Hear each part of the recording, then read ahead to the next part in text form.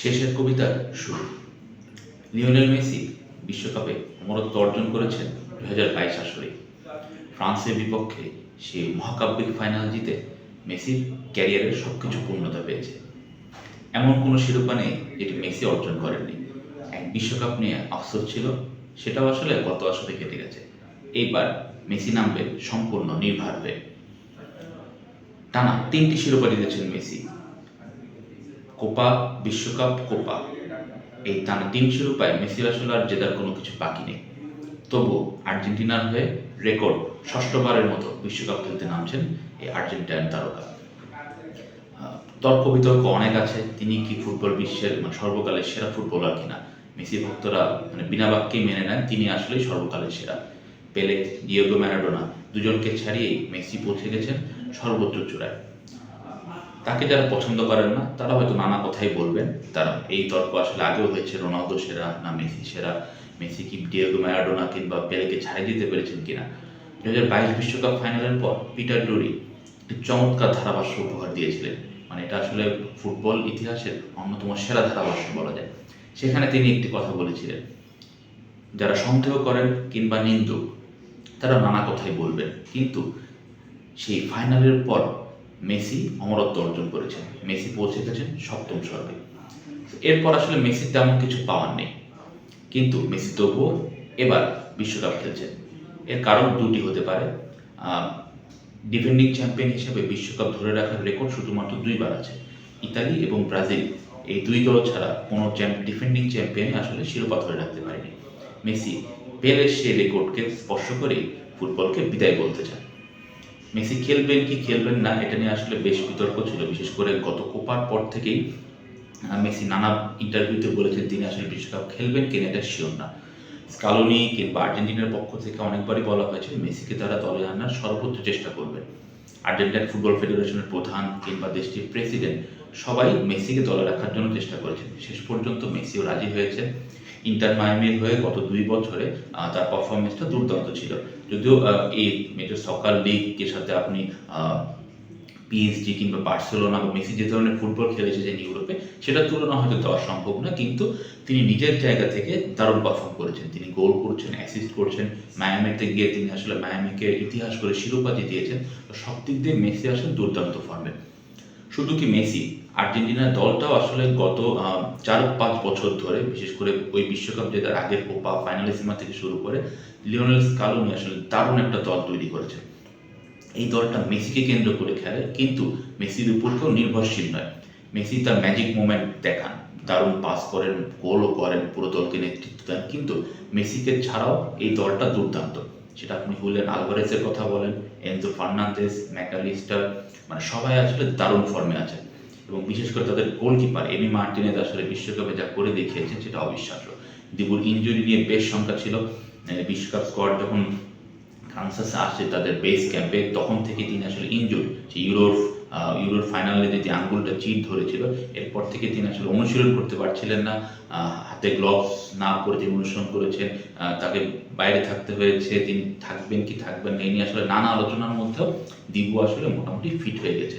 আমরা ধারণা করতে পারি আগামীকাল তিনি আসলে আর্জেন্টিনার গোল পোস্টটা সামলাবেন। তো দিবু যখন গোল পোস্টের সামনে থাকে, আর্জেন্টিনা আসলে একটা বড় স্বস্তির জায়গা পায়। তাকে আমরা বলি বাজ পাখি। তিনি আসলে বাজ পাখির মতো আর্জেন্টিনাকে দলকে আসলে কোপা এবং বিশ্বকাপে দারুণভাবে সাহায্য করেছেন। তো এমনি থাকলে আর্জেন্টিনার বড় একটা ভরসা। এছাড়াও আমাদের যে ডিফেন্ডিং সাইডটা আছে আর্জেন্টিনার, সেটা আসলে দারুণ। বিশেষ করে অটামেন্টির নেতৃত্বে ডিপ বল আছেন, তারা আসলে জমাট একটা রক্ষণ। বা আর্জেন্টিনার অন্যতম বড় শক্তি তাদের মিডফিল্ড, এবং এখানে আসলে ম্যাকালিস্টার এবং এনজো ফার্নান্দেজটা বড় ভূমিকা পালন করবে। মিডফিল্ড থেকে একটু সামনে পুরো খেলাটা যিনি নিয়ন্ত্রণ করবেন তিনি হচ্ছেন মেসি। তো মেসির এটা শেষ বিশ্বকাপ। তিনি আসলে কতবার বলেছিলেন যে তার এরপর আসলে তিনি বিশ্বকাপ খেলবেন না, কিন্তু মোটামুটি 38 বছর বয়সে এটা আমরা ধরে নিতে পারি মেসির এটা শেষ বিশ্বকাপ। তিনি নিজেও বলেছেন, দলের পক্ষ থেকে বলা হয়েছে। তো শেষ বিশ্বকাপে মেসির সামনে বেশ কিছু রেকর্ড আসলে হাতছানি দিচ্ছে।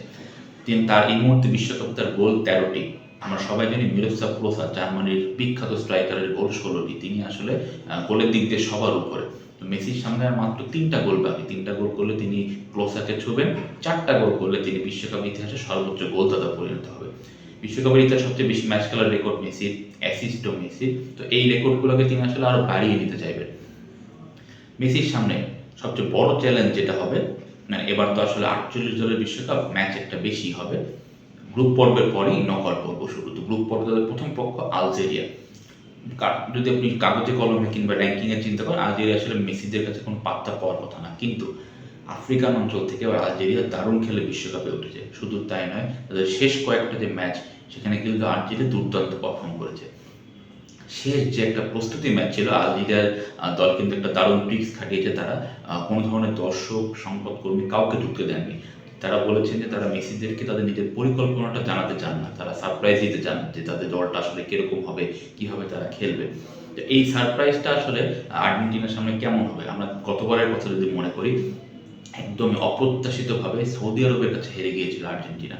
মানে সেটার পর আসলে আর্জেন্টিনা গ্রুপ পর্ব থেকে বিদায় একদম দ্বারপ্রান্তে দাঁড়িয়েছিল, সেখান থেকে ঘুরে দাঁড়িয়ে আর্জেন্টিনা চ্যাম্পিয়ন হয়েছে।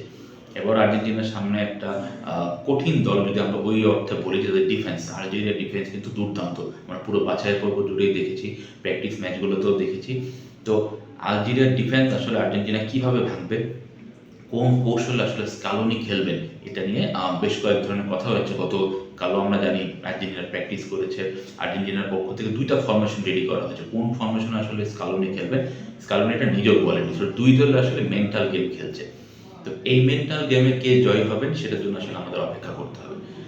এই ম্যাচের তারকা যদি আমরা বলি, সবার নজর থাকবে লিওনেল মেসির দিকে।